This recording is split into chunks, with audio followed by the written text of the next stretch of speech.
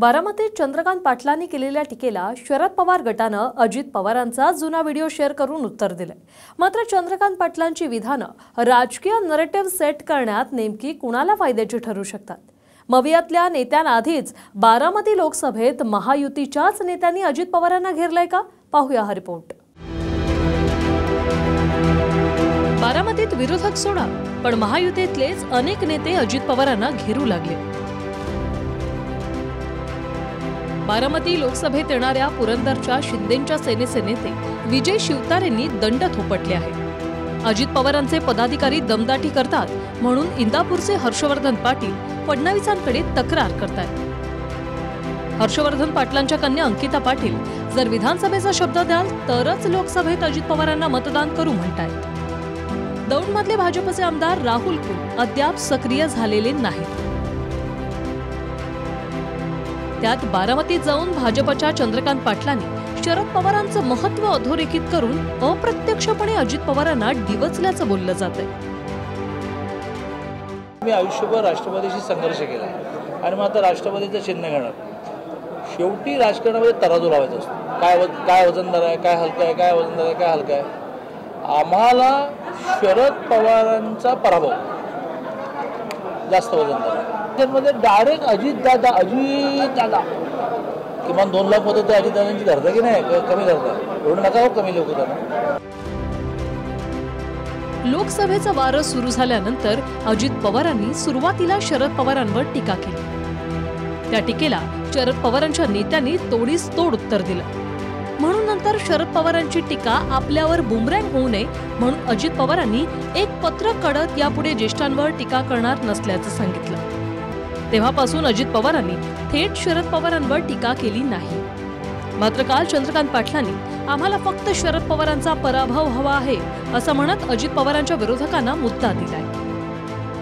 शरद पवारांचा पराभव जास्त वजनदार आहे। ज्यांनी 19 सरकार कोणामुळे गेलं, त्यामुळे मग पवारांच्या विरुद्ध पवारांनी तुम्हाला त्रास दिला, अजित दादा तुमच्याशी असेच वागतात, रागवून वागतात, घमेंडीने वागतात। मला पवार शरद यांचा पराभव मला आणि माझ्या कार्यकर्त्याला बस इतना काफी आहे। चंद्रकांत पाटलांच्या या विधानावरून शरद पवार गटाचे प्रशांत जगतापांनी अजित पवारांचाच व्हिडिओ ट्विट करून चंद्रकांत पाटलांना उत्तर दिलं। केंद्रामध्ये आम्ही तुमच्याबरोबर सरकार महाराष्ट्रात करतोय म्हणून माझ्या 2 सगळं जग मानणाऱ्या नेत्यांना झुलवत कोणी ठेवलं? पवारांनी ठेवलं।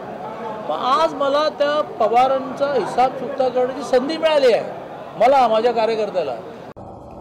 अहो, यांना पवारांच्या शिवाय त्या चंपाला काही दिसतच नाही। शॉर्ट फॉर्म आहे अप, कसं अजित पवार तसं चंपा।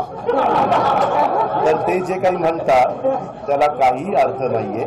प्रत्येक वेळेस ते पवार साहेबांना पण राजकारणातनं बाजूला, तुम्हाला पटतं का?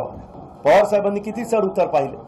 अहो, 55 आमदारांपैकी 50 आमदार निघून गेले, 5 आमदार राहिले, तरी देखील तितक्याच तर्फेने पवारसाहेब बाहेर पडले।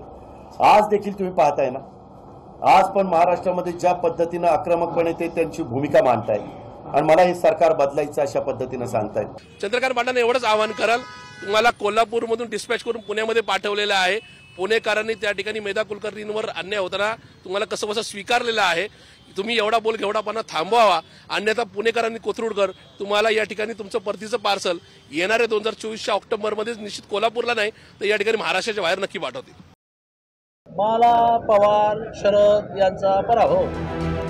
चंद्रकांत पाटलांच्या टीकेवेळी रुपाली चाकणकरांच्या हास्य मुद्रेवरूनही राष्ट्रवादीच्या इन्स्टा खात्यावरून त्यांचाही व्हिडिओ व्हायरल झालाय। 19 सरकार कोणामुळे गेलं? तुम्ही आज हे फूड बीट घरात फूड वगैरे म्हणता, पण लोकांनी डायरेक्ट वोटिंग करून निवडून दिले ना 161 ना। ती फूट नव्हती काय की तुम्ही शिवसेनेला बाहेर काढलं? महाराष्ट्रात बीजेपीचं नुकसान नाही झालं, सर्वसामान्य माणसाचं नुकसान झालं। काढा ना इतिहास, 33 महिने काय महाराष्ट्राचा विकास झाला? हे महाराष्ट्राचं नुकसान कोणी केलं? पवार साहेबांनी केलं। चंद्रकांत दादा म्हणजे महाराष्ट्राला पडलेलं एक गोड स्वप्न आहे। चंद्रकांत दादा सध्या महाराष्ट्राला निखळ मनोरंजन आणि आनंद देतात। म्हणून राज्याचे अर्थमंत्री आदरणीय अजितदादा पवार यांना माझी विनंती आहे की दादा, आपण चंद्रकांत दादा पाटलांवरती कर म्हणून कर लावावा. तसाही आपल्या राज्याचा जीएसटीचा पैसा केंद्र सरकार आपल्याला देत नाहीये. किमान चंद्रकांत दादा पाटलांवरती हा कर लावल्यावर आपल्या राज्याचा काही भार हलका होईल असं मला निश्चित वाटतं. अजितदादा म्हणतात की आम्ही विकासासाठी भाजप सोबत गेलो.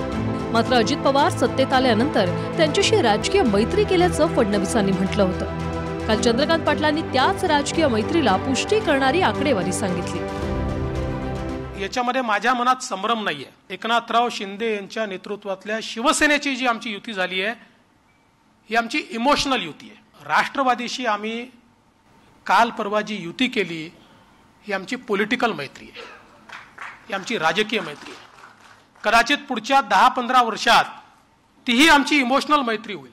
एकनाथराव शिंदेच्या नेतृत्वाखाली देवेंद्रजी, मी आणि आम्ही सगळे सहकारी आपल्या महाराष्ट्रामध्ये विकास गतीनं व्हावा, मोठ्या प्रमाणावर महाराष्ट्राच्या विकासाच्या करता माझ्या पुणेकरांना, पिंपरी चिंचवडकरांना व्हावा, तुमचा सर्वांचा प्रवास सुलभ व्हावा, ही त्याच्या पाठीमागची आमची सगळ्यांची भावना आहे.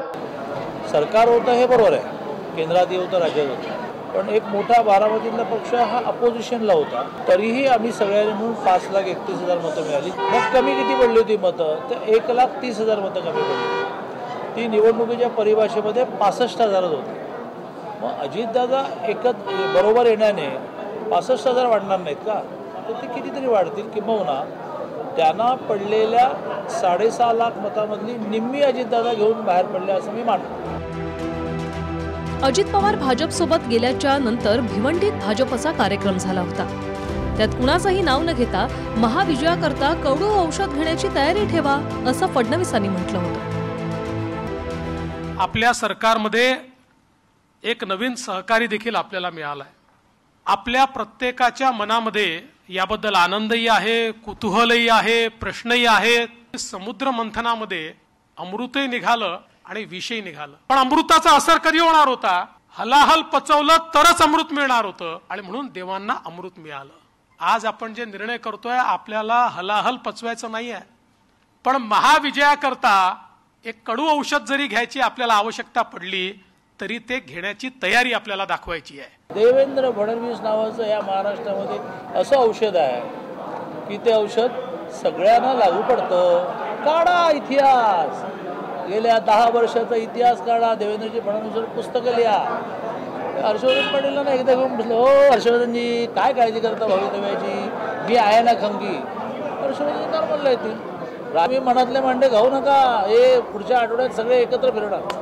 त्यामुळे जानकरांची काळजी करू नका, शिवतारेंची काळजी करू नका, हर्षवर्धनची काळजी करू नका. तुम्हाला जो जो म्हणून असं वाटतोय की हा जातो की काय, हा जातो की काय, त्या प्रत्येकाचं मला विचारून घ्या. त्याचं देवेंद्रजींशी काय गणित जोडलेलं आहे ते मी तुम्हाला काळात नक्की सांगेन. काही दिवसांपूर्वीच अजित पवारांचं कौतुक करणारे विजय शिवतारेंनी अचानक अजित पवारांविरोधात भूमिका का घेतली?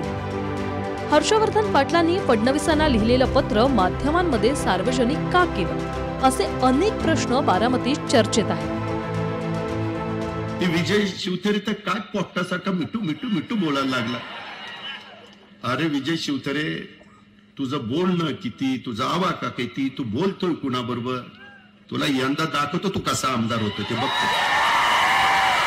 शिवतारे, पवारांवर बोलण्यासाठी दुसरं तुमच्याशिवाय प्रचारक नाही, आणि म्हणून मावळमध्ये तुमची जबाबदारी. कोणी सांगितलं आम्हाला?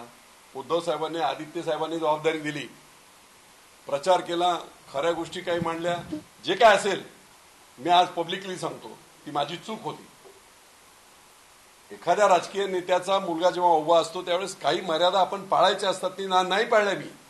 हा वाईटपणा आम्ही काय आमचं घोडं मारलंय पवार, काय अजितदादांनी वाईट केलेलं, पण निवळ त्याच्यातून आम्हाला हे झालं. त्यांनी नंतर सांगितलं, मग तो आता कसा निवडून येतो? बरोबर आहे, त्यांचं काय चूक आहे? ते बोलले होते ना, माझा आवाका काढला होता, तुझी लायकी किती, तुझा आवाका किती, तुझं काय कुठे, तू बोलतोस कुणाबरोबर, एवढी घमंड होती ना. मग आता एवढं तरफडतोय कशासाठी एवढा? विशेष म्हणजे काल शिवतारेंनी अजित पवारांवर जहरी टीका केली. मात्र अजितदादा गटाचे काही प्रवक्ते सोडल्यास धनंजय मुंडे, सुनील तटकरे, छगन भुजबळ यासारख्या बड्या नेत्यांपैकी काही नेते मौन तर काहींनी मवाळ प्रतिक्रिया दिल्या आहेत. काय तुला बघतोच हे बोललं, माझा हवा की त्याला हवा का माहित पडेल ना आता. बाबा मी सगळीकडे सीटा उभा करेल आणि काय करेल, ह्या धमक्या का देतोय अजित पवार. आता माझा हवा का काहीच नाही, मी छोटा माणूस आहे. एवढा घाबरतो कशाला, एवढी घमंड होती ना. मग आता एवढं तडफडतोय कशासाठी एवढा. बारामतीची लढाई अजित पवार विरुद्ध शरद पवारांमध्ये आहेच, मात्र महायुतीतही हा सुप्त संघर्ष सुरू नाहीये ना, या प्रश्नाकडेही गेल्या काही दिवसातल्या घडामोडी बोट दाखवतात. मला एवढंही सांगितलं की त्यांचं काय होईल त्या आपसामध्ये, त्यांचं ते ज्याच्या त्याच्या मरणाने तो मरेल, पण आपण धनी नको व्हायला असंही त्यांनी सांगितलं. पण मी एवढ्यासाठी म्हणतो की अन्यायाची लढाई आमची स्वतःची संपूर्ण बारामती लोकसभा मतदारसंघातल्या प्रत्येक जनसामान्यांची आहे. बाहेर आल्यानंतर मी मीडियाला इंटरव्ह्यू दिली. मी बाहेर आल्यानंतर माझ्या तोंडात गेले 7-8 दिवस जे वाक्य आहे ते वाक्य मी बोललो आणि ते मुख्यमंत्री बोलले, अशा प्रकारचं जे विपर्यास झालं ते साफ चूक आहे. प्रदीप कापसे, TV9 मराठी, पुणे.